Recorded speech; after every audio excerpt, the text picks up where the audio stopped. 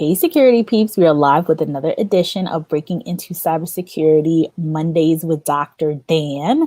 I am Renee Small, cybersecurity super recruiter, helping awesome leaders hire great talent. Dan, you want to introduce yourself? Yes, Dr. Dan Schaefer, Peak Performance Strategies. I'm a business and sports psychologist, and what I do is I help people get a competitive edge very, very quickly, pretty much by selling them mistakes. We're going to talk about those mistakes today, Dan. Well, why don't we do that? You know, it's interesting. Somebody said, why would anybody want to buy a mistake? Don't we learn by our own? And I would say, absolutely. You learn by your own mistakes, but it's a lot cheaper to learn by somebody else's. Right. So today, after goodness, it's almost the end of the year, one more Monday, and we're at the end of 2020. It's nuts. Dan, you've been on with us for months now, right? Chatting with us every week, giving us insight, sharing your expertise, and just answering questions about things that we're dealing with that doesn't have to do the psychological aspect, the things that are not technical, all of the non-technical things going on. And so we're going to kick off today. And the question is, and I know you ask this to people all the time, all of your clients, what do you need to have happen right now? And I know there's an emphasis on you and there's an emphasis on right now. So Dan, take it away. This is, it's an interesting question, because people say, oh, my company needs this, my practice needs that. But at the end of the day, it has always come back to the individual. When I worked with, as a consultant to Hewlett Packard with their senior executives, it really came down to what did they need to have happen for their career moving forward. And so it was identifying, and I would ask them for a wish list. What do you need to have happen? And so some people would say, I need to increase my concentration. Well, okay, what gets in the way of your concentration? Well, I get distracted. What distracts you? And they notice that predominantly what distracts them is the way they talk to themselves. I had a client this morning, we were talking about conversations that she has with herself. And the point is that and she's a very accomplished athlete. And so the conversations with herself are not enhancing, they contaminate. And so we talk about how do you identify distractions very quickly. So I would ask you, in your own position, what distracts you? What kind of distractions can you anticipate? What do you do with them when you find them? How do you deal with them? How do you take them and put them someplace else until you can deal with them? And, we're still heavy in the football season. And so I use the 40-second play clock as an example. When a quarterback runs a play that doesn't go well, he doesn't have a lot of time to beat himself up about it. He has to come right back in, because he's got 40 seconds to run the next play. Now, does he need a time of day or a time during the week to process the things that have not gone well? Yes, but not in the middle of the action. And I was describing to somebody else my perception of what cybersecurity people deal with. And I say it's like sitting under Niagara Falls. The water never stops. The pressure's never off. And just when you think everything's quiet, we come up with what's happened in the last couple of weeks. So, my question is, how does that impact you? And how does it impact your team? How does it impact your management style? What gets in the way? So the question is, can you identify anything that takes your eye off the ball? And so if anybody would want to chime in on this call and type in what they want to have happen right now, what they need to have happen, and you can disguise it any way you like. But the point is that these issues are usually have what I deal with has nothing to do with the technology of cybersecurity. It has to do with the mindset of competition. How do you compete in a situation where the play is never over? It may seem like it's over, but the play is never over. They just keep coming and coming and coming and coming. So how do you prepare yourself for that? And that really is a mind game strategy. It is putting together some strategies that help people to identify when they're going to get into a situation where they need to be thinking differently about what they're doing. Right. So, Dan, I know this is one of those weeks where people may be on vacation and not as often, but I'll kick it off and talk about, some of the things that I know distracts people just as a whole. Like you think about social media or, even if you're just a news junkie, somebody that's constantly just looking at different news sources to see what's happening. If I could think about some of the things that people have told me distract them, those would be some things that are out there.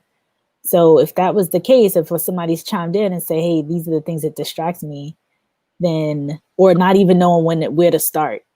Sometimes there's so many things in front of you, right, that you don't even know where to begin. Right. The conversation I had just before this call was with a client who's got a challenge in dealing with somebody, her manager, who is very, very good at her job, but absolutely horrible at managing. Now, Renee and I have been dealing with that stuff for years and years and years.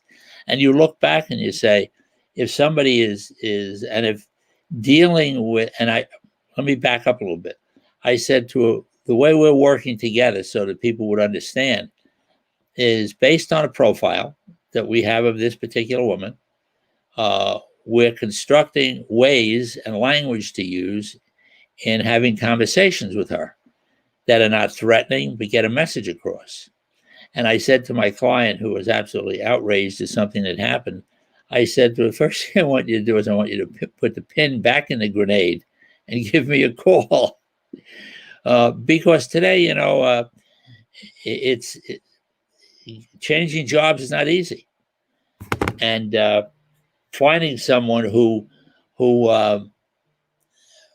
you enjoy working for, who is in a job where you absolutely love what you're doing.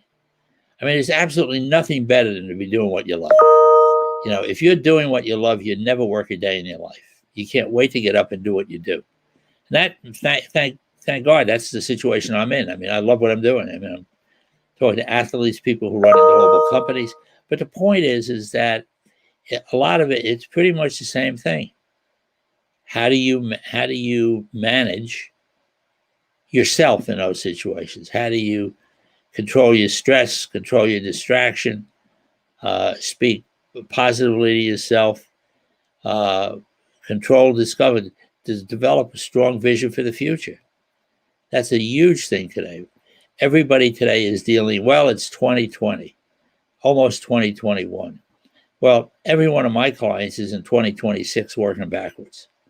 Where do you want to be? What does 2026 look like for you? And how do you get that information into your subconscious mind so it happens on your behalf without any effort on your part? Because if you've competed in any sport, if you took if you threw a touchdown pass, or you sunk a three-pointer, or you ran a particular race, you ran it pretty much from your subconscious mind. And it was, what do you get out of the way? And, most people say that I usually use sports as an analogy because sports is just like a business deal, but it just happens faster, but not as fast as the cybersecurity stuff happens. So it's happening pretty fast. It happens fast. And, and it's not unlike this virus, you don't see it. So I don't know at what point people would determine that something's happened. Are there any, what kind of technology is involved to let you know that something's going on? I don't know. It's not my field. But I think that the mental part of it is. Mm-hmm.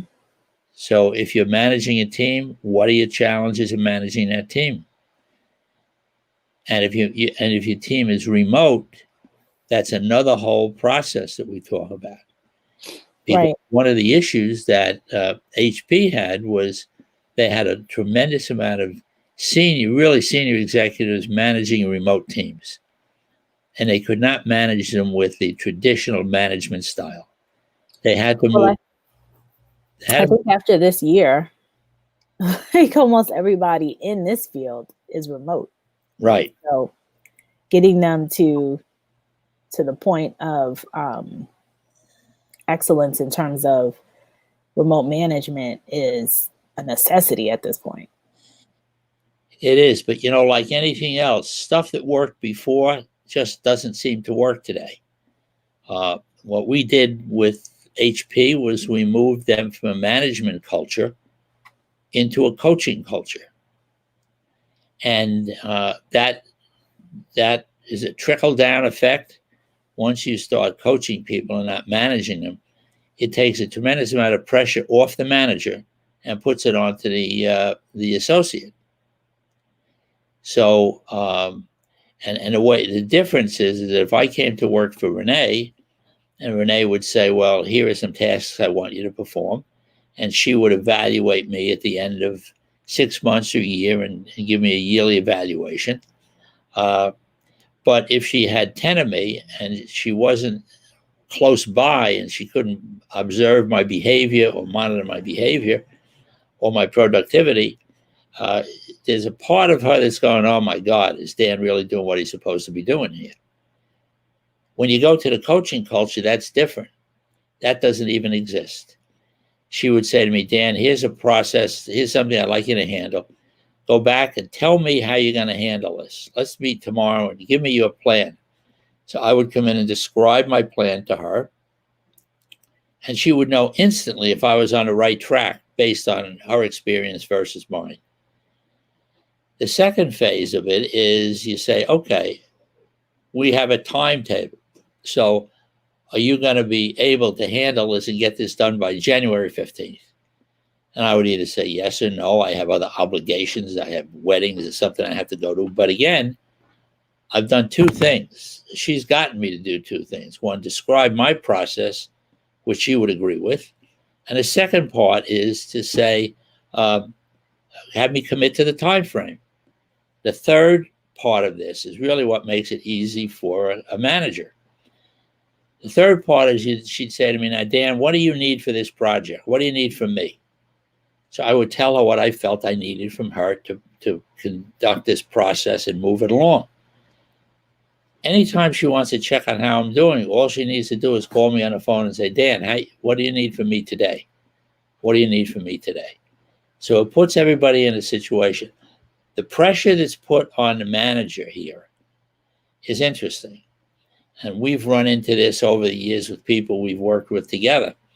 For the coaching culture to work really effectively, you need to know what you do well. The coach needs to know what he does well. A lot of people do stuff automatically without knowing what they do well. And so, it's impossible to teach something to someone that you don't know that you know. So how do you do that? So I just got off a phone with somebody earlier this morning, and we were talking about competency models. I have a competency model that HP has used for senior executives globally. There's 35 items on the competency model. So if you're looking at hiring somebody, bringing somebody in for a position, do you have a competency model? Or does your company have a competency model? And we use that to let the people who we were coaching to measure their performance. Take a look at the competency model. Tell me 2 or 3 or 4 things on here that you need help with. And I'll help you with them. So it comes back to our question, what do you need to have happen right now? Right, Dan. And so one of the things you talked about before jumping into this part is the 2026, 5 years out looking backwards, and that your clients are in 2025. And I remember when I first met you and you said that to me, I don't know, it was 15 years? Years ago. I was thinking, like, was it 2005, 10, something like that? Anyway, years ago, and I blinked, like I wondered, what are you talking about? Like that your clients are in, 5 years, whatever it was 5 years ahead. And so I just wanted you to kind of reiterate that and explain to people what that really is like. When you say, that your people are your clients are currently in, I guess, 2026 at this point, 5 years from 2021. Yeah. Well, it's interesting that everybody talks about goal setting. I think goal setting is important. But this is not goal setting. This is dreaming, because this is a difference between your conscious mind and your subconscious mind. And so your subconscious mind, one of the things it does, it must act out every thought, image, or idea you put into it. And so if you say, in 2026, I want to have my own company, I want to be doing this, whatever the dynamics are, and it makes no difference. It's the same with a kid in sports or with a professional athlete. Where do you want to be? And once you say, here is where I want to be, then your subconscious mind says, okay, I'll go in that direction and move in that direction, and I'll give you ideas that you're going to need to make that happen. And what you need to do is follow along with that, and pay attention to the messages you get. So it seems a little airy-fairy to people that who would do that. But I just got off a phone with a young woman who's a Division I swimmer, and she's already targeted the time she wants to swim in her national championships. I have another young woman who's a college swimmer who's 2 seconds away from Olympic qualification. So that's the dream. What happens is, it's interesting. We look backwards from 2026 for anything you could possibly do to foul that up. So I come back to all the experience I have in a variety of businesses and athletes and sports, and I'll say, here are the mistakes I've seen my clients make before they became my client, and what it cost them in money, emotion, or reputation. Those are the motivating factors. So you could say to somebody, what mistakes did your clients make? And we could go back to anybody on this call. What mistakes did your company make before you came on board? And what are the costs of in money, emotion, and reputation? But almost everybody on this call could write a book on the mistakes they've seen made in the field, in the area of business that they're operating. It's very true. That, it's easy to see. Somebody said to me a while ago, give me an example. I said, okay, Renee, you tell me you're going to drive from DC to LA. And I said, I have a book with all the radar traps between here and LA. Do you want to buy the book now, or do you want to wait till you get to LA to buy it? No, I want the book now. But isn't this exactly what everybody in cybersecurity is doing? They're coming to a new position. They've seen mistakes that other people have made. It cost a fortune. It could cost a company. God even knows the impact that this current hack is going to have on businesses and banks and whoever they were able to get into. But the point is that that's the way to approach this stuff. Yeah, Dan, you're right. Rashid is here. He says, hi, everyone. Hey, Rashid. Hi, Rashid. We didn't anticipate a ton of people today, knowing that it is the week of Christmas. But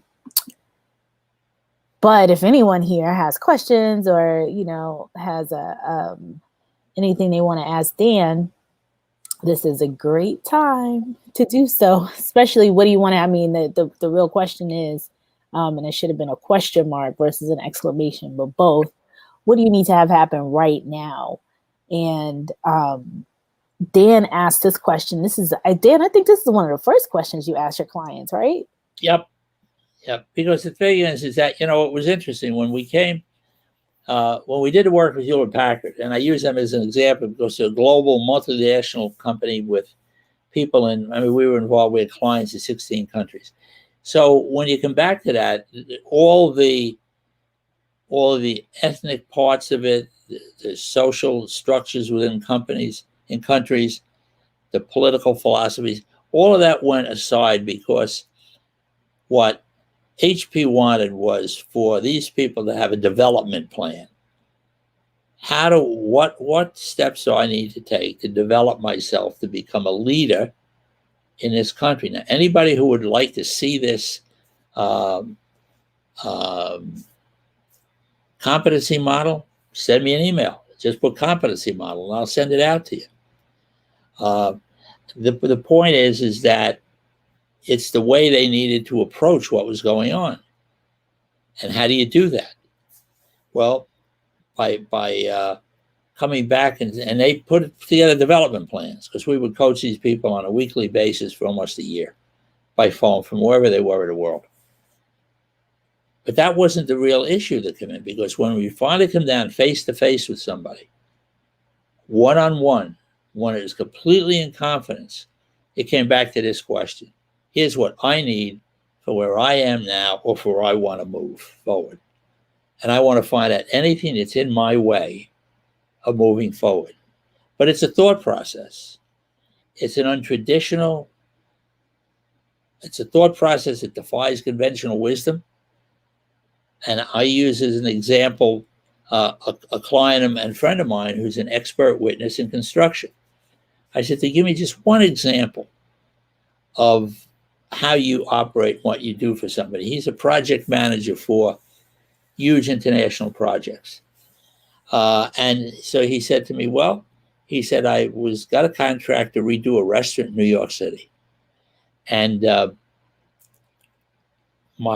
guy who hired me called up and said, as soon as I sign this lease, he said, I'm going to come in and sit down and talk to you about what I want to have done. He said, don't sign the lease. He said, why not? He said, the lease was drawn up by my attorney. He said, you might have a fantastic attorney, but he's not a construction project manager. He said, let me see the lease. He said, I read the 200 pages of the lease, and I said to him, I want you to add one word into this lease, and the word is latent. He added latent in, and latent saved his client $150,000. One word in a lease. So it's having somebody know the kind of the experience that happens. And this is really the environment that the cybersecurity folks have. You've dealt with a lot of this stuff. Some of it's extraordinarily valuable, but nobody knows it. So how do you maximize what you have? She wants the competency model. Okay. All he needs to do is send me an email. Rashid, send Dr. Dan an email, dan@danschaferphd.com. I will put it in the chat. Right. And then just put the competency model in the subject bar. Dan at. And you know, one of the things that we've talked about is, and it's very interesting, I did some work with hockey players years ago, and I had 95 of the country's top hockey players in this clinic. And I've told a story before on this show that when it was over, I said, are there any questions? And there were no questions. And I said, how did I do an hour and a half clinic for high-performing athletes and get no questions? So at the end, I had 40 kids lined up along the wall that said I would never ask a question in front of people I'm competing with. So I'm not the least bit upset that we don't get questions. But you can email me questions with that at that email address, and I'll be happy to answer them. And also, it might be an opportunity for you in confidence to talk about what's going on, right? And maybe a way I can help you with it. Exactly, Dan. I think some of the things that you show, and Rashid says, thank you so much, Dan and Renee. You're welcome. Some of the things that you've been dealing with for all these years, I just think it's so eye-opening. And unless someone's spoken to you or someone like you, and I don't think there's anybody out there like you, Dan. Thank you. Not as crazy, that's for sure. I don't think there's anybody out there like you, but until they talk to you and like you said, in confidence sometimes, and just ask questions and hear about, your strategies and the way you work. It's just, it, to your point, it defines conventional wisdom. Like, it doesn't seem to align with everything else that's going on. And it totally works. And it totally, it's just such a mindset shift. And it surprises me. I'm constantly surprised by people. I mean, I was in Geneva with a client who ran Hewlett Packard for Ireland. And we were there for 3 days and with about 15 other participants from Hewlett Packard. And he came to me toward the end and he said, somebody tells me you work with golfers. I said, I do. He said, well, I'm going into this tournament. I'm going to be playing with 2 club champions and myself. I don't want to be embarrassed. I don't want to feel like I feel like I'm going to be beaten in the way I talk to myself. And all. So I said, just listen to the way you talk to yourself. He said, oh, that's BS. He said, I don't do that. So when I talked to him the following week, he said, let me tell you what happened. He said, I was on my way to a multi-million-dollar negotiation for my company. And on the way, I heard the same conversation I was having with myself about playing with these 2 championships, that I was going to get beaten by these guys in this negotiation. And I realized how much alike the 2 situations were. He said, so now I really need some help in changing the way I talk to myself. And that's what we do. See, the question is always, it's like people always have a choice, Renee. They're either going to work with you or they're going to find somebody else. Where are they going to find somebody else? I say, are they going to go to Yellow Pages? No. So does everybody know what the Yellow Pages are? It's like if I talk about Rolodexes, they say, how old are you? What is that? But the point really is that I tell people, call me. I'll use the example Renee likes me to use.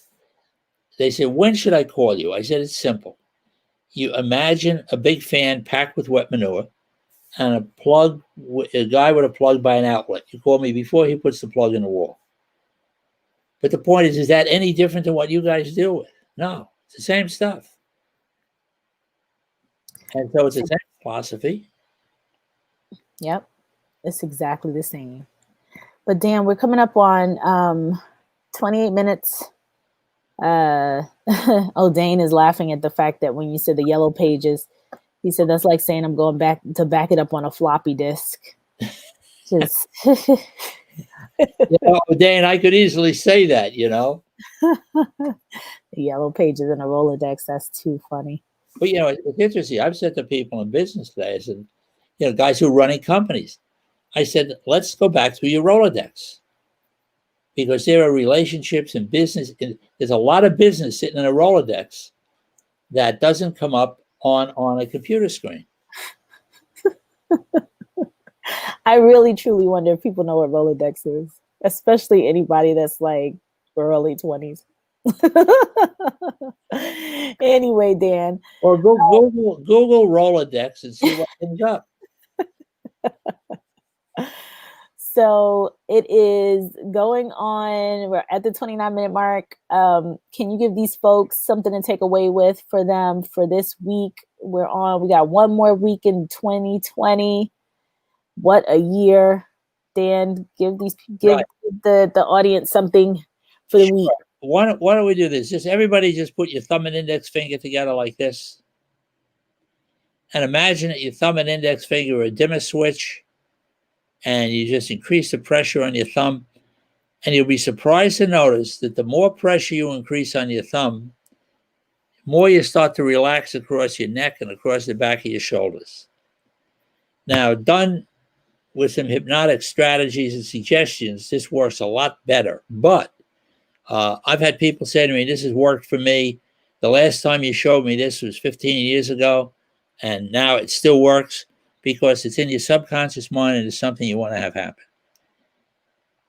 Awesome. So it's not what does it cost to talk to somebody like Renee and myself. The question is, what does it cost not to talk to us? You have no idea. Right. Awesome, Dan. So we will see you again next week, right? Right. Absolutely. Yep. Same time, 11-ish, Monday, the 28th, final Monday of 2020. And we will come with some cool topics for next week. Okay, great. So we'll talk to everybody soon. All right. Thanks so much, Dan. Have a good holiday. Okay. Bye.